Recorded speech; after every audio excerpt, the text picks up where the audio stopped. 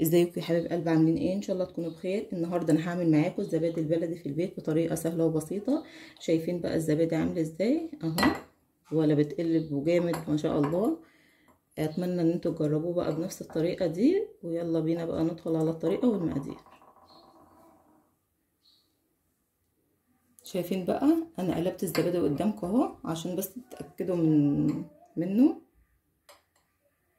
ما شاء الله. يلا بينا بقى ندخل على الطريقه والمقادير يا حبايبي. انا هعمل معاكم الزبادي النهارده. انا هحتاج 2 كيلو حليب على حسب الكميه اللي انت محتاجاها واللي انت حباها اعمليها. انا غليت معاكم الحليب، غليت الحليب 2 كيلو. هحتاج بس زبادي بلدي. تمام، انا غليت الحليب وسبته يبرد شويه يا دوب يبقى دافي اهو. الحليب ده حليب جمسي جميل، جايباه من فلاحه روعه. تمام، هاخد بقى ايه، معلقتين زبادي، معلقه هي العلبه، تاني معلقه.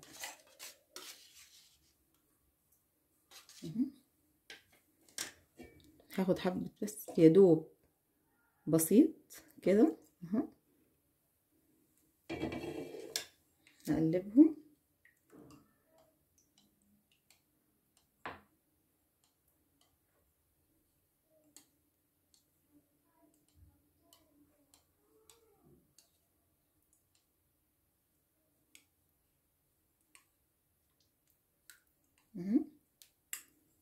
هروح نازله بيهم بقى على الحليب. تمام، هقلبهم كويس.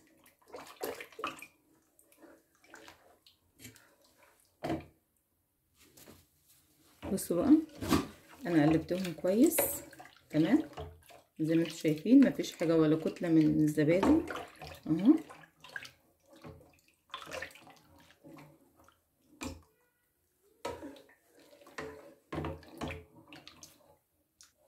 بصوا يا حبايبي، انا عايزه اقول لكم على حاجه. لو ما فيش عندك زبادي بلدي ممكن ان انت تستغني عن الزبادي البلدي وتحطي عصره نص ليمونه على معلقه خل وتحطيه عليه، برضه هيديكي نفس القوام ونفس اللي انت عايزاه، يعني ان شاء الله الزبادي اللي انت عايزاه. في الوقت ده بقى انا هجيب كوباياتي اهو، الكوبايات بتاعتي. بسم الله الرحمن الرحيم. هنزل بقى ايه بده اهو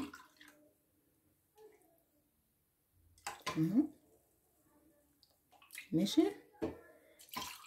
انا في الوقت ده بقى ان انا مسخنه الفرن، سبته يسخن شويه وهقفله وهروح مدخله فيه الكوبايات واسيبها بقى من تاني يوم. بصوا بقى يا حبايبي، انا خلصت كل الكميه اهو. انا زي ما قلت لكم انا مسخنه الفرن على درجه حراره كويسه وسبته برد. هروح مدخله بقى فيهم الكوبايات وهسيبه لتاني يوم على حسب ما يربط معايا، وهدخله التلاجة وهوريه لكم بقى وقت ما يربط ان شاء الله. بصوا بقى يا حبايب قلبي، انتوا شايفين الزبادي بقى بعد ما ربط عمل ازاي؟ شايفينه عامل ازاي؟ بسم الله ما شاء الله عليه. انا حطيته بقى من زي ما انا قلت لكم في الفرن السخن اهو. كل الزبادي بسم الله ما شاء الله. شايفينه بقى رابط ازاي؟ جميل وعامل وش قشطه تحفه، بسم الله ما شاء الله عليه. اتمنى بقى ان انتوا تجربوه بنفس الطريقه دي، واللي ما اشتركش في القناه يشترك في القناه وفعل زر الجرس عشان يوصل له كل جديد. وما تنسوش تشيروا الفيديو لكل حبايبكم كل اصحابكم، تضغطوا لايك.